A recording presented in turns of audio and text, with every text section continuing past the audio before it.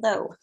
My purpose in making this video is to explain something that I have noticed in current political discourse in the United States that I think is really important that I don't think a lot of people have noticed, despite the fact that everybody's talking about political things right now. This is something that I just haven't really heard other people discuss, and I think it's really important.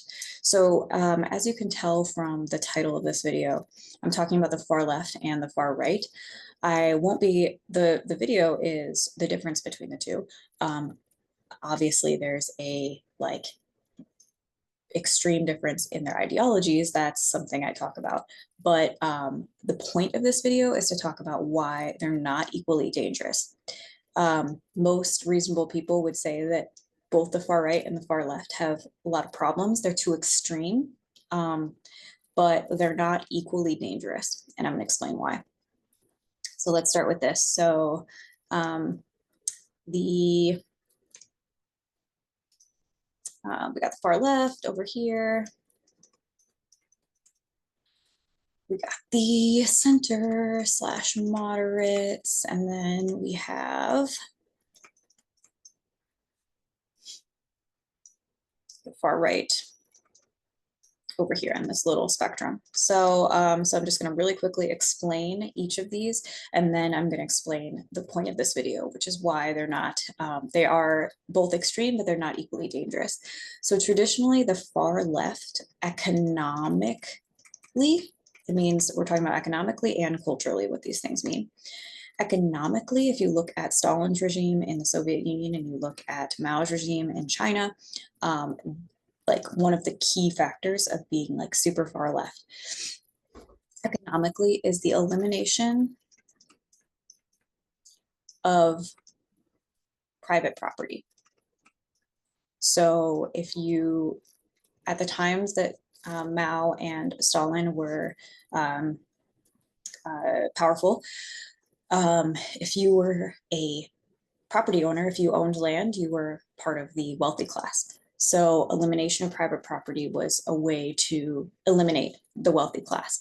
And so Stalin made all land, nationalized all land, meaning all land is public.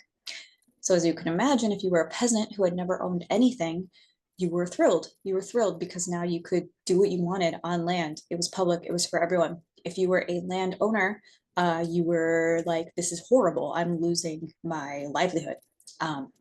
Yeah, so elimination of private property, key cultural aspect of being far left, at least in history. Culturally, I think there's several things, but what I want to focus on here is just like censorship. And then like if we want to talk about what many people today would associate with the far left, we could say like maybe like regulation of speech. And if I got to this point and you're a progressive person and you're like, oh my gosh, she's full of crap, she's talking about how we censor speech, we don't, please just keep listening. I'm adding a lot of context shortly. And I would also say that like something that many people talk about as far left is like maybe like the idea of punishing people, and this is like a very like contemporary issue, but punishing people for misgendering someone. So, you know,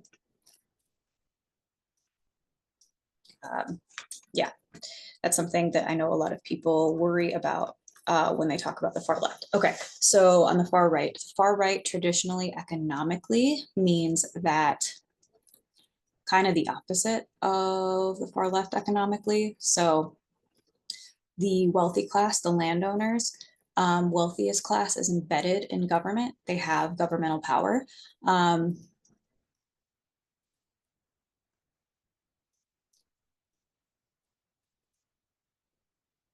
Wealthiest class. And then also just like rich get richer somehow. They get more power, they get more money.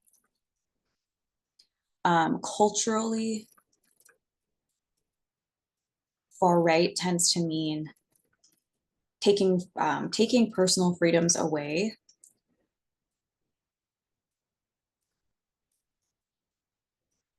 from women and minorities. So we saw this obviously in a huge way with during World War II and the Holocaust, and the way that Hitler oppressed and murdered Jewish people as well as other minorities. But I also just want to talk about another prime example of far-right fascism in history, which is Francisco Franco, who was the leader of Spain for decades. Spain fought a civil war in the 1930s, and the fascists, the nationalists, the far right, led by Francisco Franco and supported by the Catholic Church and all the wealthy landowners, won the civil war, and he ruled Spain for decades until the 1970s.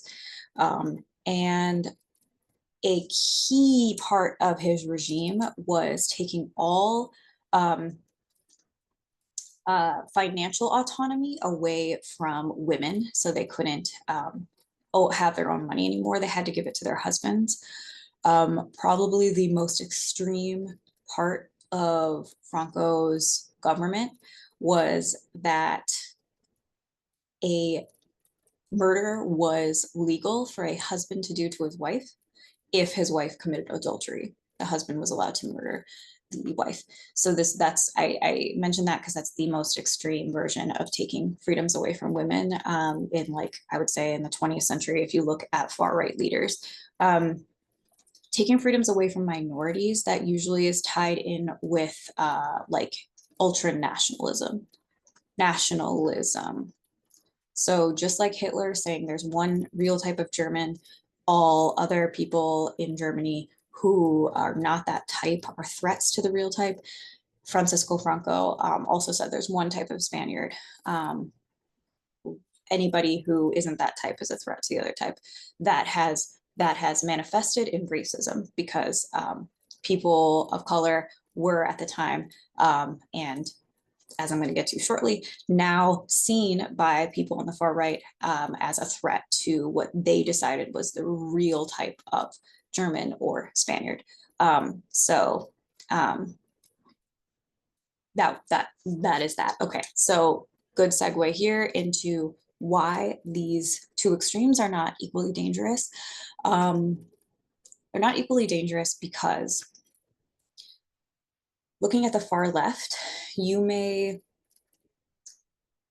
hear people mention these things. You may see people talk about these things online. There may be some Marxist YouTubers who talk about this. Not a single congressperson or the president, Biden, or who's running for president, Harris, is talking about doing these things. Think about the most progressive, the most left Congress people, maybe AOC, maybe Bernie Sanders. They've never talked about elimination of private property.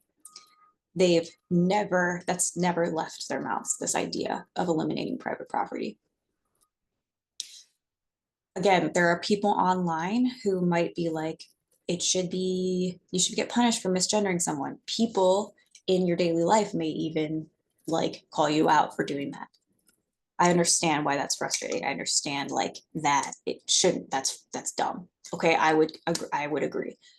That's not the government. That's not the government calling you out for your speech. No one in federal office or running for federal office is saying we should censor people for misgendering people. And no one in federal office is saying we need to regulate speech more. Okay, you may, if you're a conservative or a moderate, you're probably like, wait, yes, they are. Okay, let me just explain something here. Free speech, a part of probably the most important part of our Constitution, First Amendment. At its core, it means the government cannot arrest you for anything you say or write.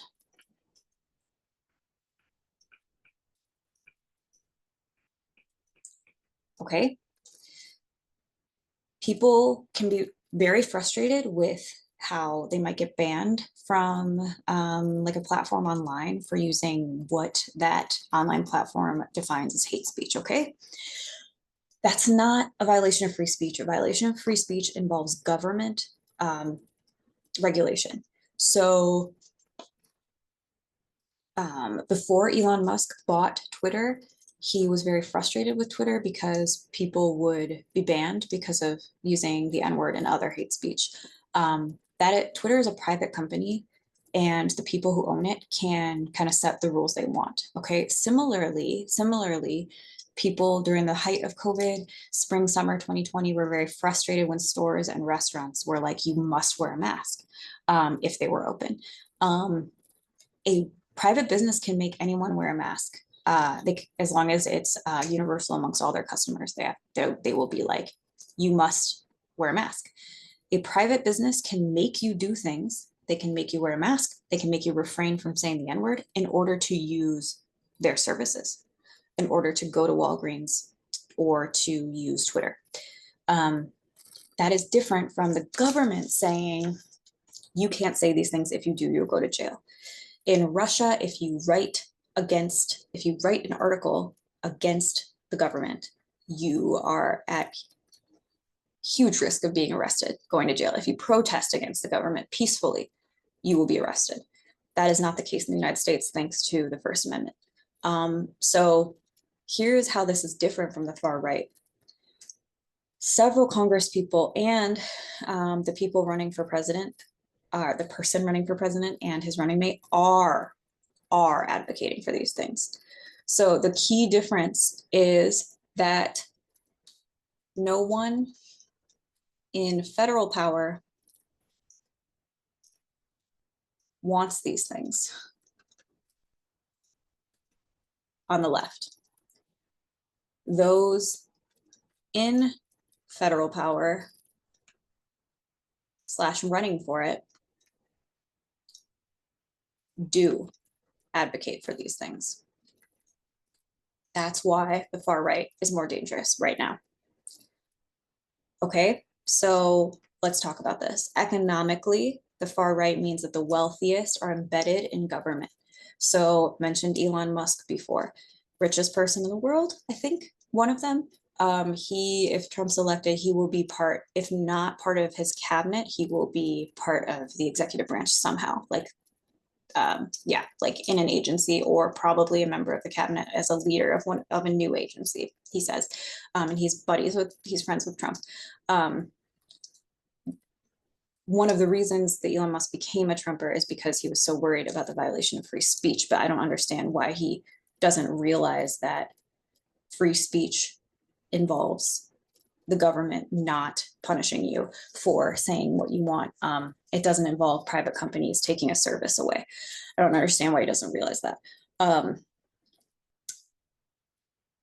I will say, just because I have, it's important to say, it's not that governments, or it's not that companies can like do whatever they want or require whatever they want of their customers.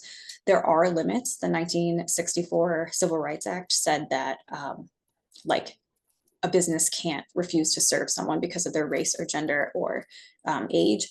But beyond that, beyond those protections in the Civil Rights Act, which codified an end to segregation, private companies have a lot of autonomy. So the free speech problem that people tend to have right now involves problems with corporations and private companies, not with the government. Okay, so, but the rich get richer. Something a lot of people forgot is that the one major piece of legislation that Congress passed during Trump's first term was tax cuts. For who? For corporations.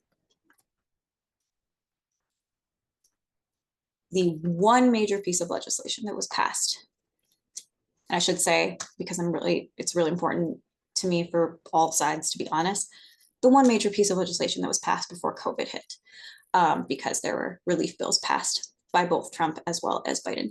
But the one major piece of legislation that was passed under Trump's first term before COVID hit was in December 2017 or January 2018. around there. I think it was December 2017. A tax cut for corporations. Okay, that's the rich getting richer. Culturally, taking freedoms away from women. So think about this for a second. George W. Bush served 2 terms, 8 years. Barack Obama served 2 terms, 8 years. Bush and Obama each appointed 2 Supreme Court justices. Trump so far served 4 years. In those 4 years, he appointed 3 Supreme Court justices. 3 already. 3 of the justices on the 9 justice court were appointed by Trump. It is because of those appointments that Roe v. Wade, the right to an abortion in this country, was overturned. It is because of his justices that in many states in the country, abortion is illegal. That is a stripping away of a right of women. You may think, Kaylin, don't be stupid. You can't say that the right to the termination of a pregnancy is embedded in the Constitution, because it's not. Okay, that's fair. It's not explicitly in the Constitution. That's totally fair. And I think, if the overturning of Roe v. Wade only was like making it so that states decide whether it's legal, that would be okay. Even though I disagree with that, that would be okay. But what about the states that are trying to pass laws, and at least one has, that would punish a woman or someone who helps the woman for crossing over into another state to have an abortion? That's stripping away of rights, because that's trying to monitor women traveling. How do you know a woman's, it's pretty hard to tell if a woman's pregnant in her first, well, depending on the woman, often in the first trimester. And so what would how do you do that? How do you enforce that you can't travel to another state to have an abortion? You make women who are traveling take pregnancy tests. You monitor pregnancies. That's what Project 2025 wants to do. So that is like, okay, it's one thing to say states can decide if abortion's legal. It's, that, like I said, I personally don't agree with that, but like, it doesn't, it's like within the scope of a democracy to do that. It's a whole other thing to monitor women so that to keep them from traveling somewhere else to have an abortion. And then also, we can look at language that if we're talking about taking away freedoms from women, we can look at language of J.D. Vance, the VP candidate on the Trump ticket. And he's like very, very adamantly doubled down on this idea that women who choose not to have biological children are less than women who choose to. And then lastly, taking freedoms away from minorities, nationalism. Nationalism is a huge part of the Trump ticket. The sign, people have signs that say mass deportations now. So if you're concerned with immigration in this country, that's totally fair. I'm not saying you're racist or even nationalist if you think like, okay, it should be harder for immigrants to enter this country. But Trump is extremely extreme on this. It was under Trump, his Justice Department, led by Jeff Sessions before Jeff Sessions was fired. In the summer of 2018, it was the Jeff Sessions Justice Department that separated kids from their parents at the border.